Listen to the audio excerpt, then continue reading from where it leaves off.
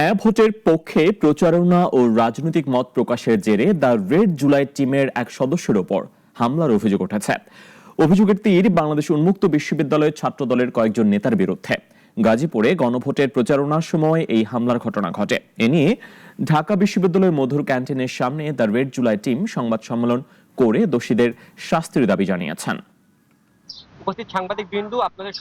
আসন্ন গণভোটে হ্যাঁ ভোটের পক্ষে প্রচারণা চালানোর সময় হামলার প্রতিবাদে সংবাদ সম্মেলন করেছে দ্য রেড জুলাই টিম।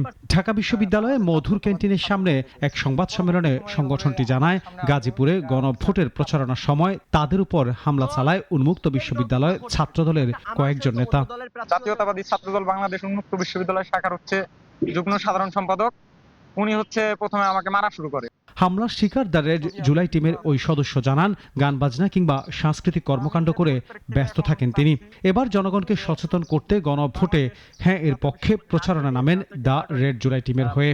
প্রচারণা চালানোর সময় বিএনপির রাজনীতি ও অবস্থান নিয়ে সমালোচনা করেন।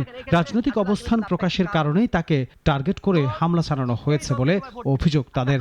এক পর্যায়ে আমার নাক মুখ দিয়ে যখন রক্ত বের হয়, আমাদের যে প্রশাসনের কয়েকজন ছিল ওনারা আসার কারণে ওনারা আমাকে ছেড়ে দিয়ে চলে যায়। সংগঠনটি জানায়, ছাত্রদলের কয়েকজন নেতার বিরুদ্ধে চাঁদাবাজির অভিযোগ তোলার পর থেকেই হুমকির মুখে ছিলেন তারা।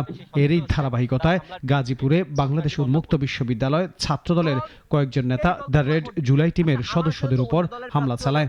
যে তিনজন অভিযুক্ত, সাধারণ সম্পাদক, যুগ্ম সাধারণ সম্পাদক এবং ওনারা তিনজন যারা হামলার সঙ্গে জড়িত, এনাদের সাংগঠনিক কার্যক্রম ওনাদের তিনজনার বহিষ্কার করতে হবে এবং সাংগঠনিক ব্যবস্থা নিতে হবে।